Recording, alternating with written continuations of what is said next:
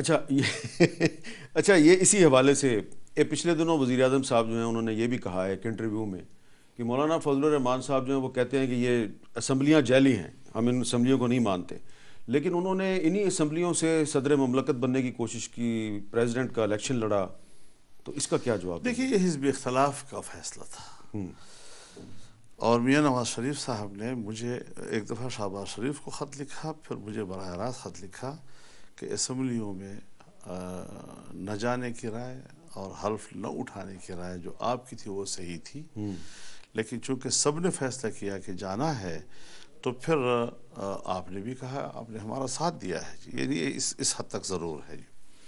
تو چونکہ ہم سب اپوزیشن ایک تھے، اور ایسی اپوزیشن تھی ہماری کہ جس میں ایم کیو ایم شامل تھی جی، پاک سرزمین شامل تھی جی، اس میں ہمارے اس وقت ہمارے اختر جان شامل تھے ہمارے ساتھ، اور سب اس موقف پہ تھے کہ یہ حکومت جو ہے جعلی ہے اور دھاندلی ہوئی ہے۔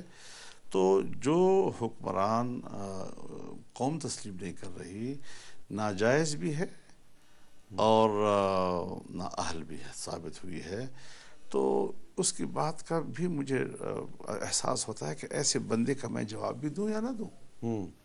اچھا اب وہی بندہ جو ہے جو کہ وزیر اعظم ہے پاکستان کا، وہ کہتا ہے کہ جی مولانا فضل الرحمان صاحب کو تو حساب دینا پڑے گا، اور ظاہری بات ہے اشارہ نیب کی طرف ہے، تو نیب اگر آپ کو نوٹس دے کوئی تو آپ ابھی تو میں اس کا حساب لے رہا ہوں، تو کس طرح جعلی حکمران بن کے بیٹھا ہوا ہے، اچھا ابھی تو میرے احتساب کے شکنجے میں جکڑا ہوا ہے، تو یہ کون ہوتا ہے کہ ہمارا حساب لیتا ہے جی؟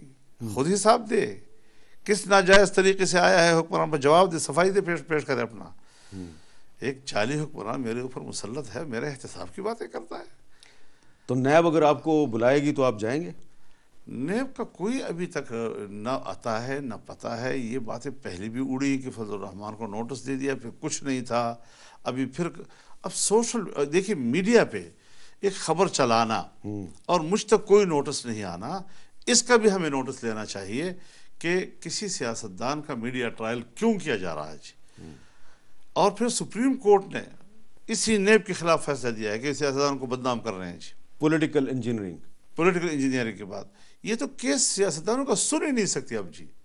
اس کی تو جو غیر جانبداری تھی وہ صرف عوامی سطح پر نہیں، سیاستدانوں کی سطح پر نہیں، سپریم کورٹ کی سطح پر بھی ختم ہو چکی ہے۔ لیکن آپ کے جو ارد گرد لوگ ہیں ان کو تو نوٹس آ رہے ہیں نیب کے، آپ کے جاننے والے؟ جی ان کو آ رہے ہیں، اب فضول آ رہے ہیں، نہ اس کا کوئی میرے ساتھ تعلق نہ میرا کوئی معاملہ، اور بلا وجہ ایک شخص کو آپ جس کو مشرف نہیں کیس کر سکا، اس کے بعد کتنی حکومتیں گزریں، اسی عمران خان کی حکومت ہمارے صوبے میں گزری ہے، یہاں گزری ہے، ایک کیس جو ہمیں جلسوں میں جو مجھے گالیاں دیتا ہے جن نعروں کے ساتھ، وہ کیسز ایک آج تک نہیں لا سکے ہیں میرے خلاف، تو آج یکدم سے ان پر وحی آ گئی ہے کہ آج تک میں 40 سال سے سیاست پہ ہوں جی، جنرل ضیاء الحق کے زمانے سے، سن 88 سے میں اسمبلی میں ہوں، اور آج تک اسلام آباد میں میرا جھونپڑی تک نہیں، اور یہ مجھے کہہ رہے ہیں کہ اسلام آباد کے فلاں سیکٹر میں اس کے 2 بنگلے ہیں اور اتنے پلاٹس ہیں جی، کوئی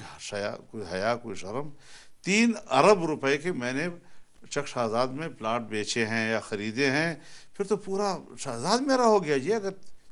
اگر 10 کروڑ تک بھی ایک پلاٹ ہو اور میں نے 3 ارب کے بیچے ہوں تو پتہ نہیں پھر تو پورا شہزاد میرا ہو گیا جی۔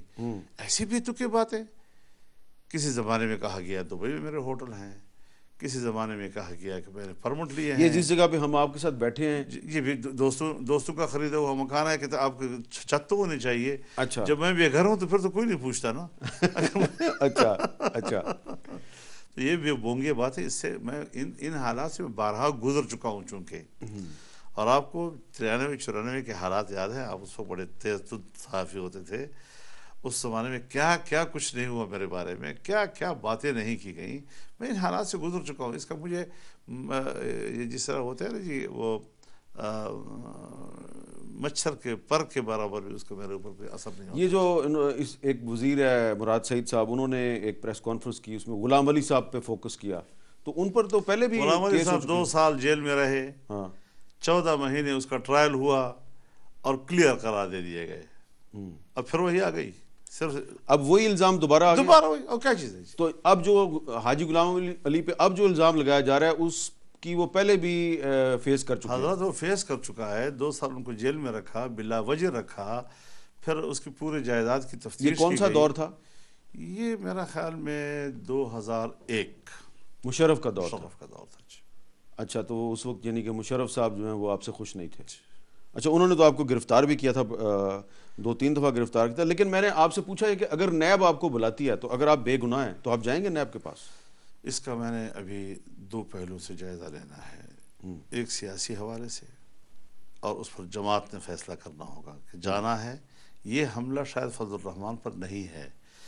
ہماری جماعت اور ہمارا کارکن سمجھتا ہے کہ یہ حملہ جمعیت علماء اسلام پر ہے، لہذا پیشی ایک فضل الرحمان کی نہیں ہوگی، پھر پوری جماعت کی ہوگی. اچھا، پوری جماعت جائے گی پھر نیب کے دفتر؟